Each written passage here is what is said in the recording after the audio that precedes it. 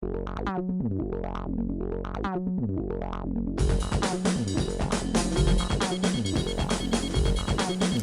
tal, amigos? Mi nombre es Ricardo Vázquez Kunze y este es su programa Pulso Parlamentario por Congreso Televisión y Radio Congreso. Hoy día tenemos un muy buen programa. Estará con nosotros el ex canciller de la República, Francisco Tudela, el rehén con el más alto cargo en la toma de la embajada por los terroristas del MRTA. Estará con nosotros para conmemorar los 20 años de la liberación de los rehenes. Con él regresamos después de la pausa comercial.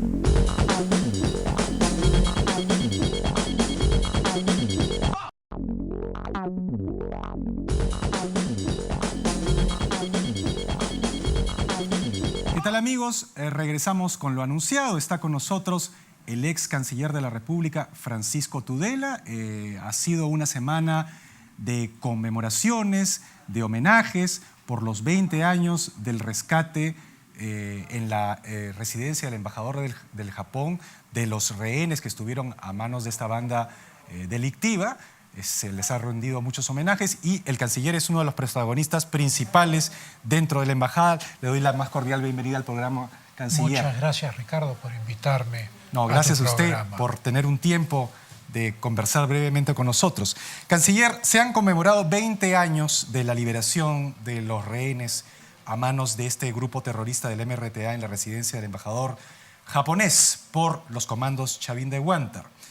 ¿Cree usted que luego, digamos, de la controversia judicial y política en estos últimos 20 años sobre este operativo, estamos ante una nueva etapa que pasa por un consenso casi unánime sobre, digamos, la heroicidad digamos, de esa acción, o esto simplemente es producto de la coyuntura? Bueno, yo creo que el reconocimiento es real. Creo que el país siempre sintió que los comandos de Chavín de Huántar eran héroes, pero había mucha controversia política por el periodo histórico en el cual se produjo la operación de rescate, la operación de Chavín de Huántar, que nos salvó la vida. Y entonces eso hizo que todo esto fuese escamoteado de la historia del Perú y se dejó rienda suelta a las acciones judiciales. En política, todo gesto responde a una necesidad de utilidad. O sea que si durante 19 años no se reconoció el heroísmo de los comandos de Chavín de Huántar, la lógica me dice es que era útil a algunos no reconocerlo. Y si hoy se reconoce, en el año 20, es porque también es útil finalmente rendirse ante la verdad y reconocer el mérito y el heroísmo de estos hombres. Esta, digamos, de alguna manera, utilización política, tanto en los últimos 20 años como hoy que se conmemoran los 20 años del rescate, independientemente de que sea utilizado por los dos lados o que haya sido utilizado por los dos lados, digamos, no significa que en esencia, ¿no es cierto?, esa fue una operación heroica de parte de los comandos. Fue una operación extraordinaria. Si uno recuerda las más grandes operaciones de fuerzas especiales para rescatar rehenes, la embajada de Irán en Londres en los 80, por parte del SAS británico, el avión de Lufthansa que fue llevado a Mogadiscio y que fue rescatado por las fuerzas de élite alemanas. Uno ve las operaciones posteriores a Chavín de Huántar en Moscú, en el Teatro de Moscú, o en el caso de la Escuela de Beslan, ya en los años 2000, por terroristas chechenos. Todas esas operaciones de rescate no tienen la complejidad que la operación Chavín de Huántar tuvo. Yo he tenido la oportunidad, poco después del rescate, de hacer parte de mi recuperación en casa de un amigo en la llanura de Salisbury, en Inglaterra, cerca de Warminster, que es una ciudad militar, una zona donde el ejército británico hace sus maniobras. Y el general en jefe del SAS británico y el coronel, que era el segundo de la unidad, se reunieron conmigo para comer y realmente consideraban la operación como absolutamente extraordinaria y tenían mucho interés por los detalles. Y años después di una serie de conferencias en la Escuela Superior de Guerra de los Estados Unidos, el US Army War College, en Carlisle Barracks, en Pensilvania, y el interés era exactamente el mismo. O sea que, digamos, es la admiración en todas partes del mundo. No es una cuestión subjetiva, ni una cuestión política. O sea, se puede aprovechar políticamente. Se puede aprovechar políticamente, pero la esencia es una realidad que militarmente, estratégica y tácticamente, es una operación brillante, ejecutada a la perfección, con el éxito más rotundo, puesto que murió un rehén, murieron 2 oficiales y claro, murieron los terroristas, porque esa era la misión. A mí me explicó el general del SAS que un comando, en el caso de ellos un SAS, no puede tener 2 misiones en la cabeza. Si va a salvar a los rehenes, tiene que remover todo obstáculo a la salvación de los rehenes. Ahora, si le ordenan tomar prisioneros a los terroristas, entonces no debe importarle que los terroristas maten a los rehenes. Pero es o la una o la otra, o las dos. Porque un soldado en combate, con la adrenalina, el temor de lo desconocido, el tiro en contra, la oscuridad, el humo, en el caso de la embajada, no tiene tiempo a optar por una u otra respuesta. Él cumple la misión que le han ordenado. Y la misión tiene un punto único, y el punto único era salvar a los rehenes. Y lo hicieron de una manera extraordinaria. En ese rescate, evidentemente, se reconoce y se ha reconocido a través de una ley, ¿no es cierto?, la heroicidad de los comandos, son héroes de la democracia, pero existieron también, y sobre todo, otros actores que aparte de los comandos, los rehenes que los comandos iban a rescatar.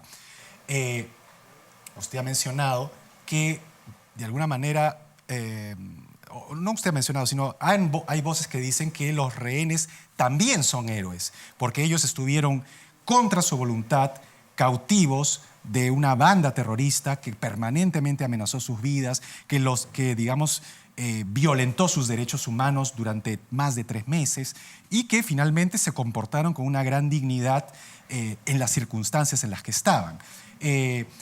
Usted ha dicho que usted como rehén no le parece de alguna manera que usted debería pedir o solicitar, ¿no es cierto?, que los rehenes sean considerados héroes.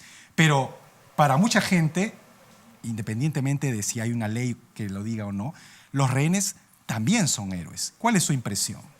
Bueno, mi impresión es que los 73 rehenes... Yo por lo menos los considero así.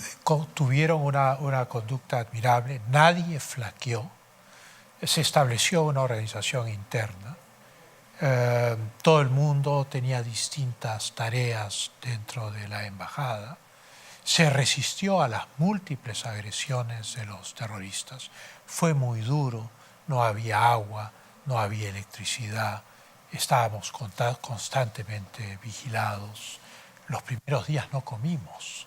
Nuestra primera comida al tercer día fue un pan chancay que lo teníamos que dividir entre 4. Esa fue nuestra comida del tercer día. Entonces, yo sí creo que fueron circunstancias externas. Yo considero que yo no puedo pedir que se me declare héroe porque lo encuentro, digamos, contrario a mi naturaleza. Pero esa es una iniciativa que corresponde al Congreso y estaba en el proyecto de ley original. Y si ese proyecto hubiese sido aprobado, me hubiera parecido muy bien. Lo que yo encuentro es que en mi caso particular, como algún periodista me preguntó, en mi caso particular, a mí me parece poco decoroso autocalificarme. La calificación la tienen que hacer las autoridades de mi país. La autorización la da quien tiene la investidura para hacerlo, que en este caso es el Congreso de la República. Pero si se hubieran mantenido los 72 rehenes en esa resolución junto con los comandos de Chavín de Huántar, me hubiera parecido muy bien. De eso no me cabe ninguna duda.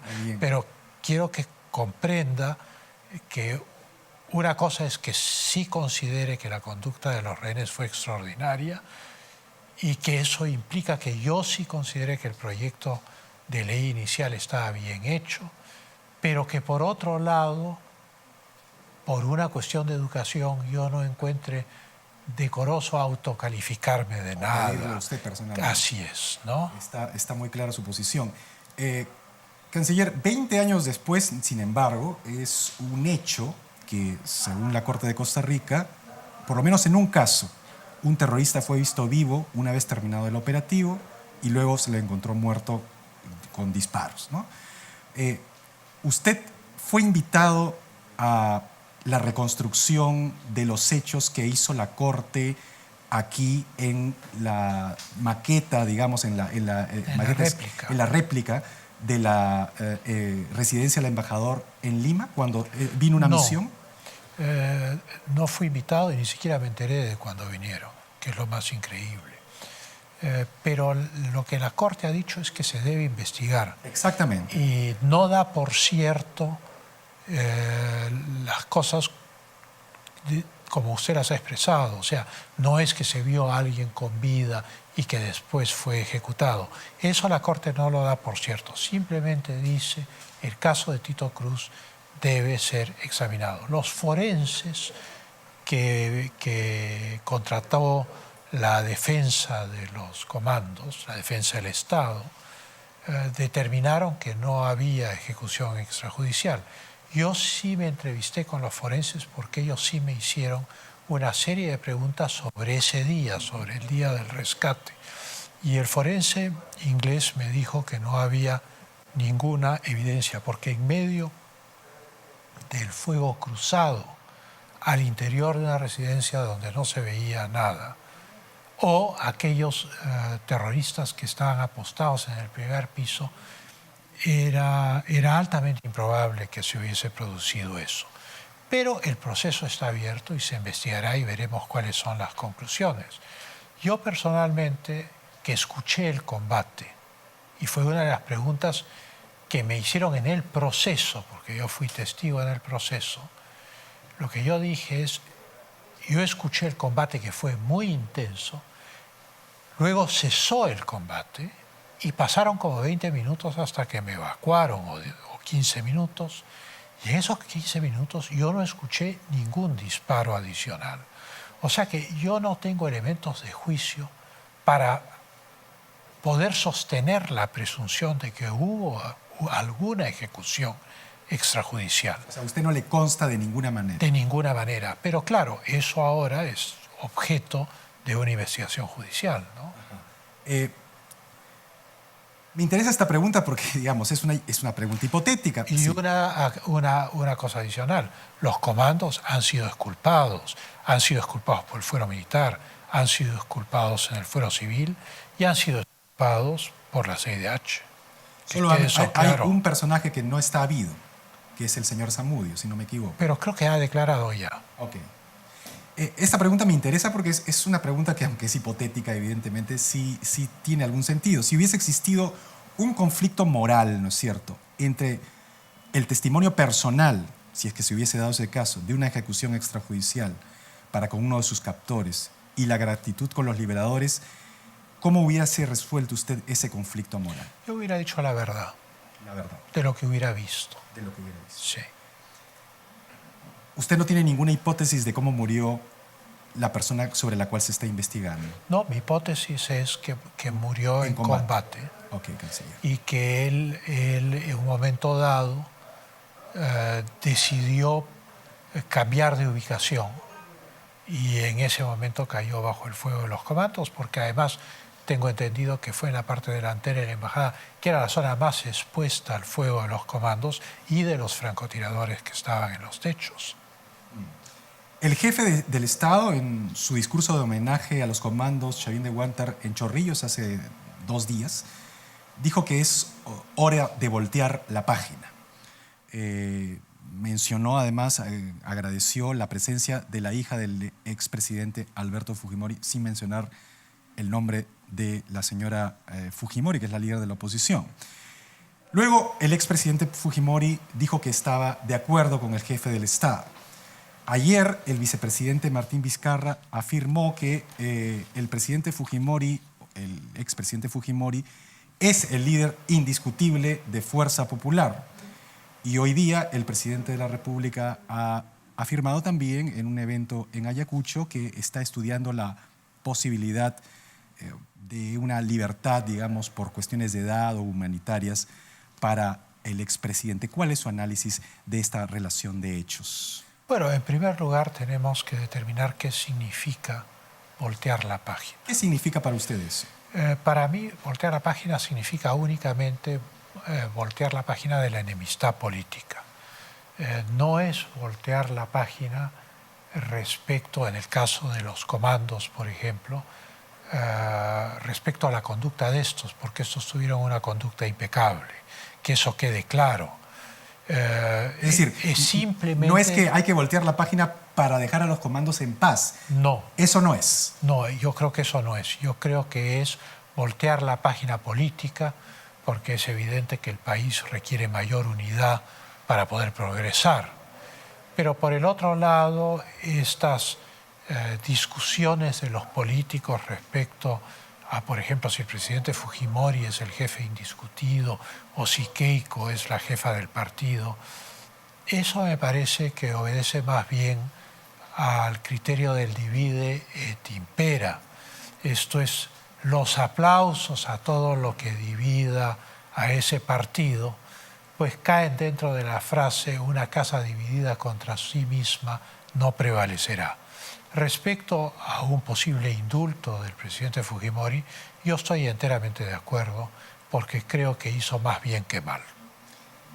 ¿Alguna vez usted ha visitado al presidente Fujimori en su carcelería desde que está? Una vez, hace varios años, sí. ¿Cuál fue el objeto? ¿Fue una visita humanitaria? ¿Una visita? Consideré que habiendo sido su ministro, tenía la obligación de visitarlo y también tenía, digamos, la obligación humanitaria de visitarlo y no me iba a esconder para decir que yo no había tenido ninguna relación política con él cuando sí la había tenido. Me pareció que era lo correcto y lo digno. En esa ocasión, si es que no hay una conversación confidencial de por medio, ¿qué fue lo que se sostuvo, digamos, en términos generales? Nada, generalidades. Me enseñó los cuadros que pintaba, me enseñó unos rosales que cultivaba. Fundamentalmente no hubo un tema central de conversación. ¿No hubo un análisis político de la situación pasada, histórica? No, ¿Usted nada, no le preguntó nada de tampoco? eso. No, consideré que no era el momento. No era el momento, ¿no? ¿Usted cree que su cautiverio en la residencia del embajador del Japón podría decirse que es el hecho fundamental de su vida política en el contexto histórico? Entre ese momento en que usted fue tomado de rehén, representó a la República, porque usted era el funcionario de más alto rango en la embajada. O sea, usted representaba al Estado cautivo prácticamente por la banda terrorista. Entre ese momento y la liberación, después usted puede haber sentido que ha tenido un mejor momento que ese, entre comillas mejor, es decir, un momento más importante que ese, o ese es un momento trascendental en su vida política. Para mí el momento estelar de mi carrera política es cuando en Santiago de Chile logramos firmar con el Ecuador el Acuerdo de Santiago por el cual el Ecuador reconocía que todas las conversaciones futuras se realizarían única y exclusivamente dentro del Protocolo de Río de Janeiro de 1942.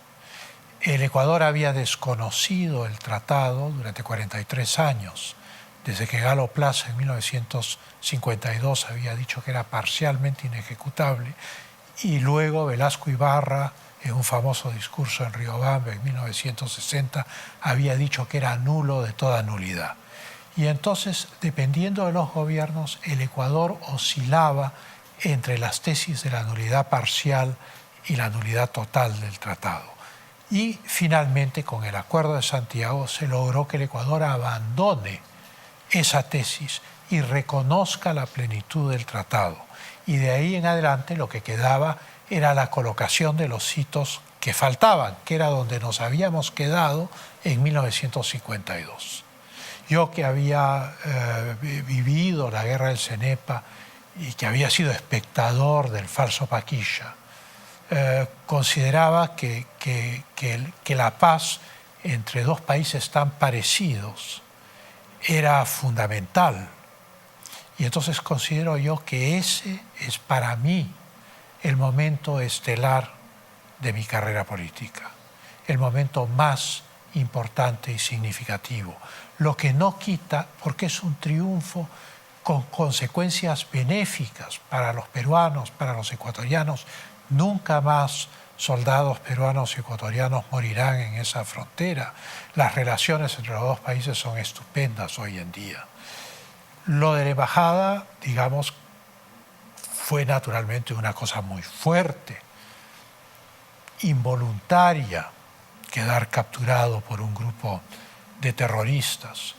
Sí me siento bien de mi conducta en la embajada y me siento mejor de haber sido rescatado por los comandos y de haber vuelto a estar después de 126 días al aire libre, poder ver la luz del sol. Pero lo otro lo encuentro más meritorio y lo encuentro más importante para mi país. Usted, luego, digamos, de esta gesta, digamos, en la embajada, ¿no es cierto?, acompañó al presidente Fujimori en su fórmula presidencial del año 2000, un gobierno que no se pudo, digamos, concretar ni realizar, y usted se ha retirado de la vida política. ¿Por qué? Porque si usted es un interlocutor, ha sido un interlocutor, digamos, muy importante, ha sido canciller, ha sido ex-rehén, nos acaba de contar que ha tenido, digamos, como canciller el momento, digamos, para hacer que las relaciones con el Ecuador sean viables y vivamos hoy día una paz. ¿Por qué usted nunca más volvió a ser un interlocutor político, siendo usted un hombre muy joven, hasta el día de hoy? Sí, bueno, esa es una muy buena pregunta. Es una pregunta muy compleja, porque hay muchos factores. Primero, la persecución fue muy injusta, con cargos falsos. Jamás tuve una acusación fiscal ni un proceso. Y sin embargo se me persiguió implacablemente y tuve que exilarme 4 años. Esto fue extremadamente duro para mi familia. Ya el cautiverio en la Embajada del Japón había sido terrible para mi mujer y mis hijos, que eran muy chicos entonces. Y entonces les estaba haciendo, digamos, repetir otra experiencia de enorme dureza. Y luego, al regreso al Perú, tuve que enfrentar un caso familiar que devino en un caso político, porque todos aquellos que no habían logrado acusarme fiscalmente y que no habían logrado procesarme porque no había nada con qué procesarme, entonces decidieron meterse en este proceso familiar, firmar cartas públicas pidiéndole al defensor del pueblo que cierre el proceso, carátulas de diarios que habían sido opositores míos durante la campaña electoral o incluso desde la Cancillería, o revistas, 4 carátulas, 6 carátulas, en fin. Y fue una época muy agresiva, que duró 7 años, completamente politizada. Estas personas incluso tuvieron,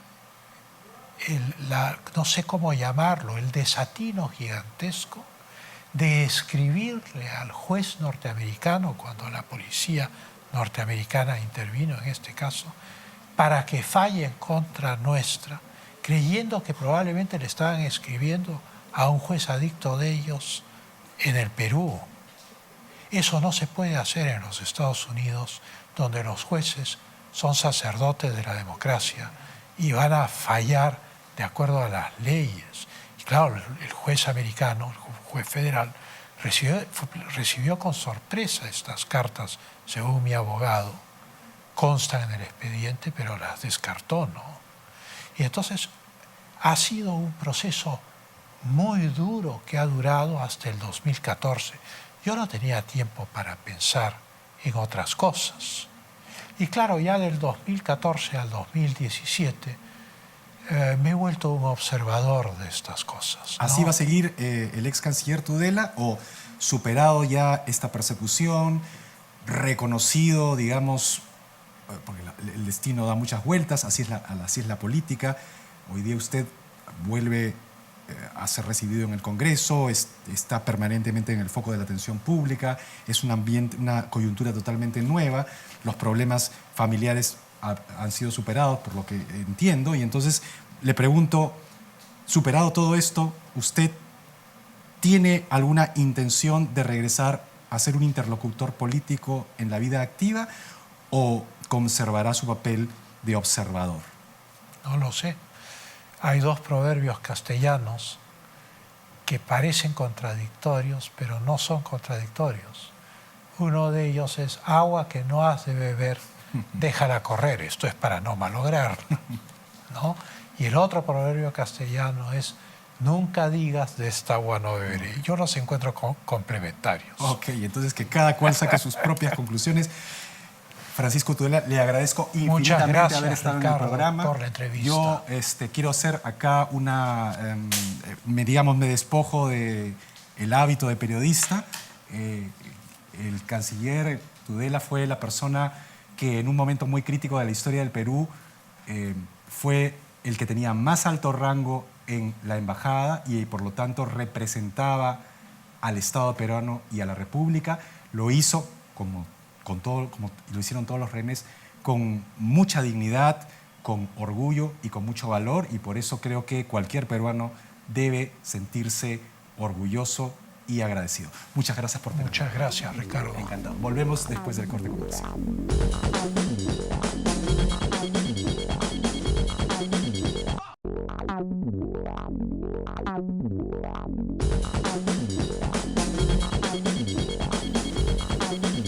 Bien, amigos, no hay tiempo para más. Muchas gracias a todos aquellos que han participado en las redes. Conmigo será hasta una próxima emisión de Pulso Parlamentario.